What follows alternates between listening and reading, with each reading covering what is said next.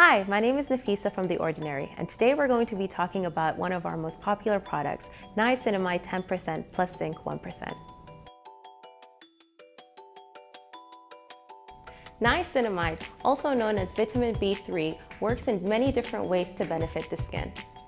When applied topically, it is converted to NADH and NADPH. Generally speaking, when the skin has more NADH, this enhances the production of compounds called glycosaminoglycans, also known as GAGs. An increase in NADPH promotes the production of certain lipids in the skin, such as ceramides. All of this benefits the skin by improving barrier function and reducing the appearance of blemishes. For oily or blemish-prone skin types, pores can become easily filled with excess sebum, resulting in the appearance of shiny skin with enlarged pores. Niacinamide helps to reduce this shine. It does this by decreasing the glyceride and fatty acids components of the skin surface sebum. Generally speaking, niacinamide is incorporated into formulas at 2 or 3%. The Ordinary delivers this ingredient at a high concentration of 10%.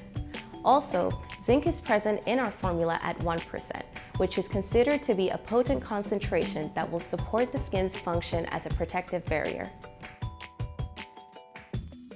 This formula is suitable for blemish-prone and oily skin.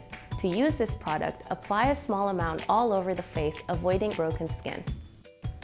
We do not recommend combining niacinamide with pure vitamin C, also known as L-ascorbic acid or ethylated L-ascorbic acid in the same regimen. Studies have shown that the acidic conditions of vitamin C has the potential to induce the production of niacin, also known as nicotinic acid, a form of vitamin B3 that may lead to skin flushing. Use niacinamide in the morning and evening after cleansing, but before the application of oils and creams.